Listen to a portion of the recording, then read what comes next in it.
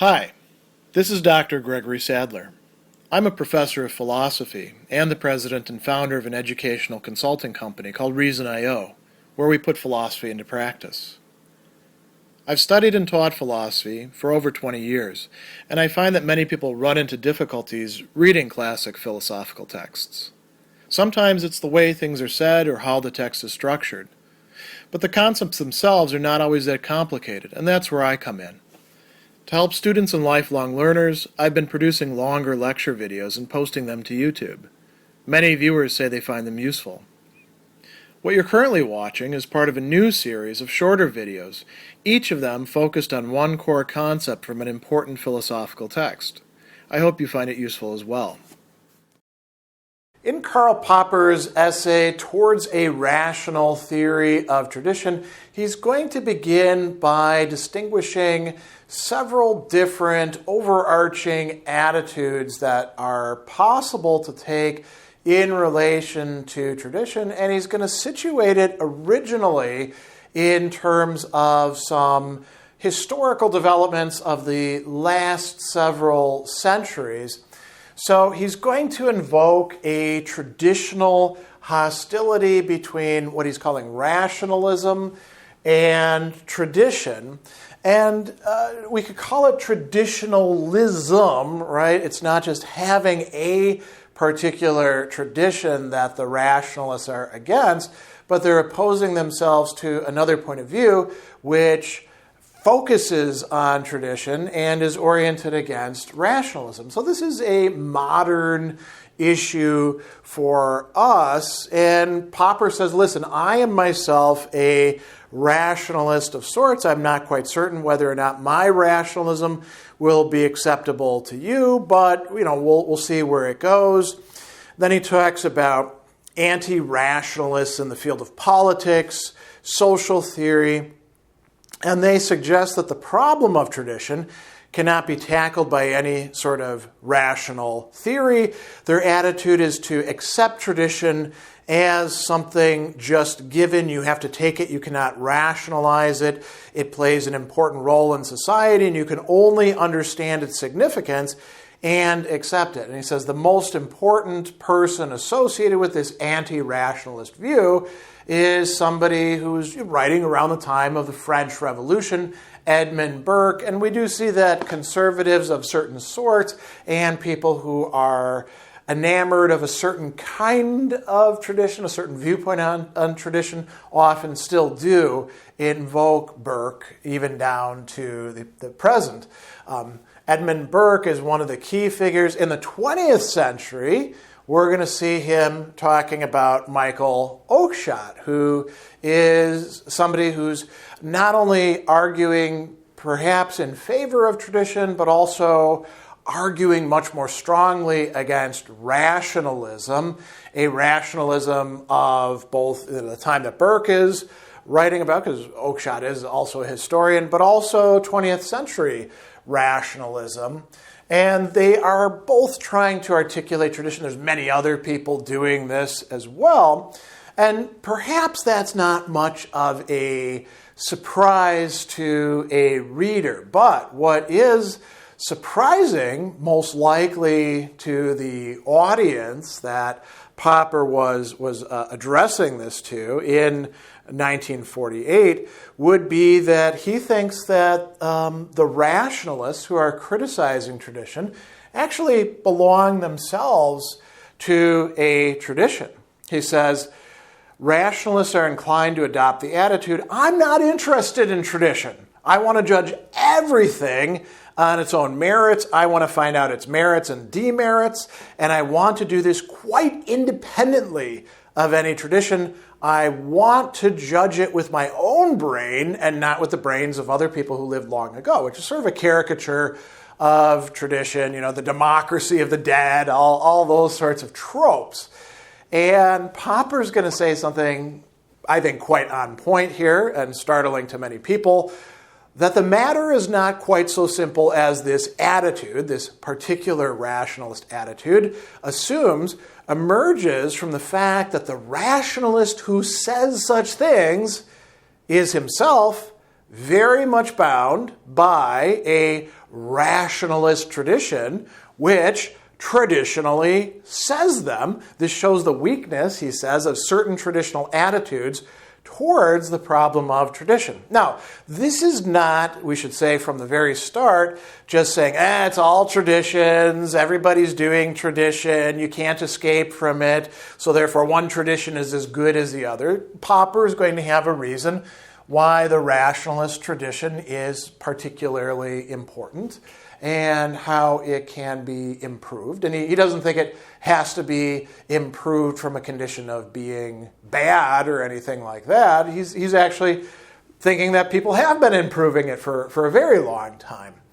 So he's already invoked this idea of attitude towards tradition, and now he's going to talk about very explicitly two different main attitudes towards tradition or traditions. He says it should be clearly understood there are only two main attitudes possible towards tradition. So this is sort of a critique. It's saying what the conditions of the possibility are altogether. And what are these? One is to accept a tradition uncritically, often without even being aware of it. Now, being aware of what? One is aware of the tradition because you're participating in it, but you're not aware of your uncritical attitude towards it. You just sort of follow along with it. If it's challenged, then you rise to the occasion and defend it. So he says, in many cases, we cannot escape this. We often just don't realize we're faced with a tradition. And he gives an example. If I wear my watch on my left wrist, I need not be conscious I'm accepting a tradition. Each day we do hundreds of things under the influence of traditions of which we are unaware. But if we don't know we're acting under the influence of a tradition, then we cannot help accepting the tradition uncritically. And you notice I don't wear a watch at all. I used to, of course, wear a watch on my left hand or left wrist. And why? Because that's where men in a certain kind of Western culture are supposed to wear watches. Women on the other, clothing is designed so buttons are on one side for men and on the other side for women. Why do we do it that way? There's a tradition, right? And we can be accepting of it. I don't carry a watch anymore because I have a cell phone. And it's so nice because I hated having to have this thing around my wrist. And I'll tell you, where did I first start wearing a watch? When I was in the Army, and they made us purchase cheap digital watches to wear on our wrist so that we would always know what time it was and not have an excuse for showing up late. So accepting a tradition uncritically, that's one possible attitude that you can have. And then Popper says there's another possible attitude, and this is different than the rationalist, let's get rid of all tradition sort of attitude. A critical attitude.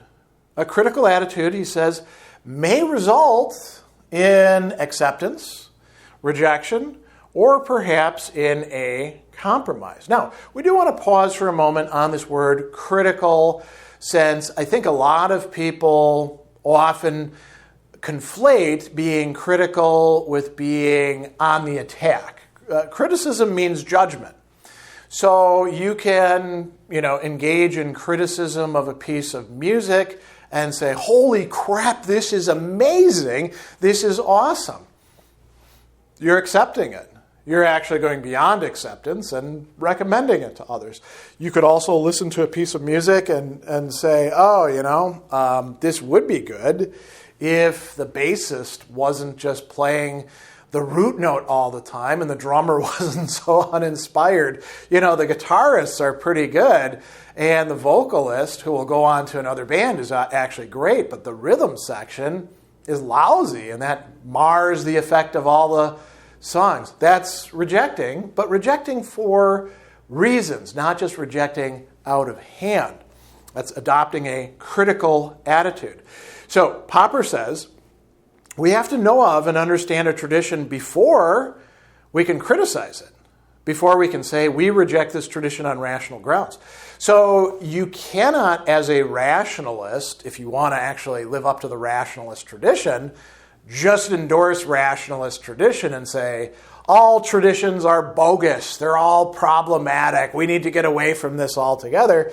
You need to have an actual critical attitude, he says. And so he's going to go on and say, there's another question. Can we ever really free ourselves of all traditions, or of tradition understood as sort of a class noun?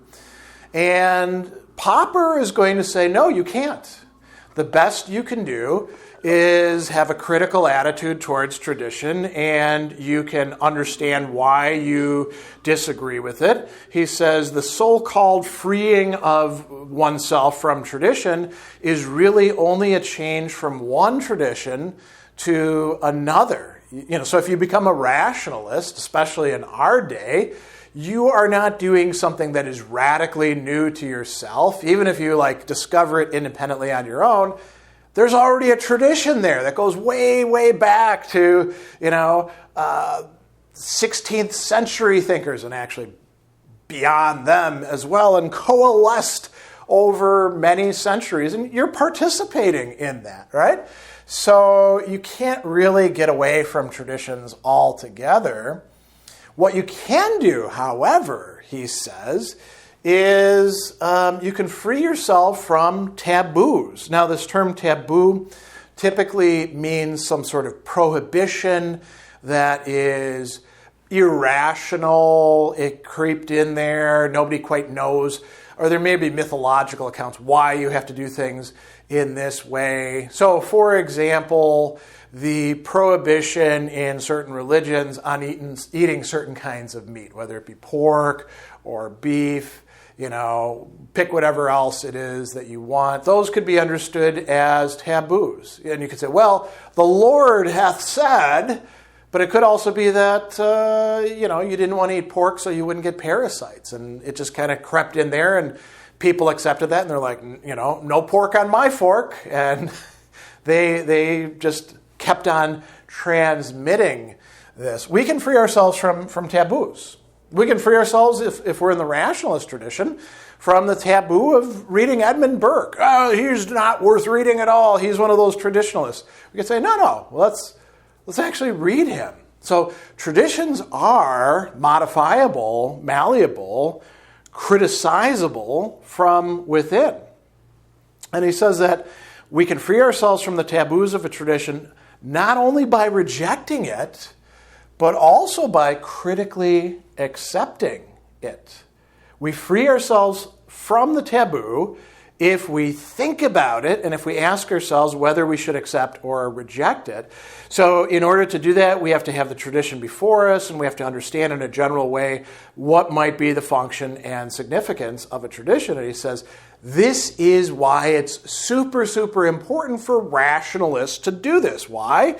Rationalists are those people ready to challenge and criticize everything, including, I hope, their own tradition. They won't blindly submit to any tradition. And Popper's going to go on then, and he's going to say, oh, by the way, and he's speaking to fellow rationalists, people who are interested in sciences, particularly the social sciences. He says, there are some points in our own tradition that we really need to look at carefully and criticize. And he's going to name a few of these. He says a part of the rationalist tradition is the metaphysical idea of determinism, the idea that there are no free choices, everything is causally determined within the universe in a vast nexus of cause and effect. Popper's going to say, do we actually have to buy into that? Some people think that if you don't buy into that, then there's going to be all this, airy-fairy talk about free will and how we can be causes. And Popper says, no, we don't have to accept determinism to not talk about free will, which seems a murky concept. We can talk about indeterminism and accept that. We don't have to accept determinism. He says, I usually avoid talking about free will because I'm not clear enough about what it means, and I even suspect our intuition of a free will may mislead us. But determinism is a theory that is untenable on many grounds, and I think we have no reason to accept it. Indeed, I think it is important for us to get rid of the determinist element in the rationalist tradition. It's not only untenable, but creates endless trouble for us. So this is what a healthy tradition would be doing. It would be saying, we can get rid of that. Another example that he's going to bring up is a view on science that what he calls observationalism, right? This notion that we just kind of look at things. He says, the idea we know about the world because we look around, open our eyes and ears, and take down what we see, hear, and so on. And this is what constitutes the material of our knowledge. What does he call this? An extremely deep-rooted prejudice. And he says, I actually think this is an idea which impedes the understanding of scientific method. And he'll come back and look at that a little bit more later on in the essay. Another one he's arguably talking about is what he calls the conspiracy theory of society. He thinks that rationalists probably shouldn't buy into this. He says that this theory, which is more primitive than most forms of theism, is akin to Homer's theory of society. Homer conceived the power of the gods in such a way that whatever happened on the plain before Troy was a reflection of various conspiracies on Olympus. The conspiracy theory of society is a version of this, a belief in gods whose whims and wills rule everything.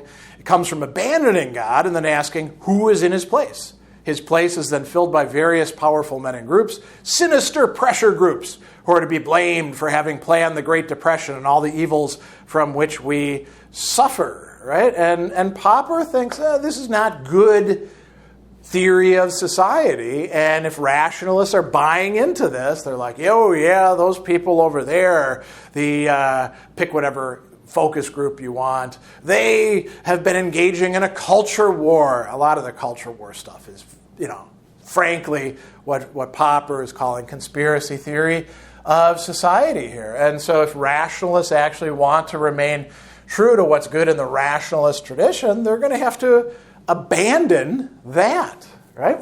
Now, much later on in the essay, that he makes a few points that I think are worth highlighting. He talks about the emotional intolerance, which is characteristic of all traditionalism, and intolerance against which rationalists have always and rightly stood out. And then he says, we now see clearly those rationalists who, because of this tendency, were led to attack traditions as such, were mistaken. It's not tradition itself that's the problem. It's a particular attitude towards tradition that we can call traditionalism. What did these rationalists actually want? And here Popper's saying, he's not saying that this is like their deep desire in their hearts. He's saying really what they should have been aiming at is this: replacing the intolerance of the traditionalists by a new tradition, a tradition of tolerance. So that's one point.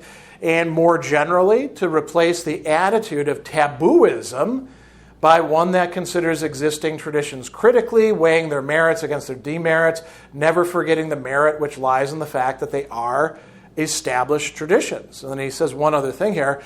Even if we ultimately reject them in order to replace them by better ones, we should remain conscious of the fact that all social criticism, all social betterment must refer to a framework of social traditions, of which some are criticized with the help of others. You can't just, as he says, clean everything, clean the canvas, and then begin anew. He's quite famous for criticizing Plato for doing this in The Open Society and Its Enemies, and he does so here as well, saying you're never going to get away from traditions. So the attitude is not tradition yes, tradition no. It's more nuanced than that. It's tradition yes, our tradition, and we're not going to think about it, and anybody who criticizes it, we're going to beat them up or something like that. And then tradition, yes, but critically. Accepting a tradition doesn't mean accepting once and for all components of that tradition. And you may actually need some components to critically evaluate other components of that very same tradition. So we begin this essay by looking at two really important, different possible attitudes that Popper is sketching out in relation to tradition. And if rationalists are not careful, they can become just as traditionalist as the traditionalists they're criticizing without rightly realizing so. And that's part of what he wants to point out to his fellow rationalists in this essay.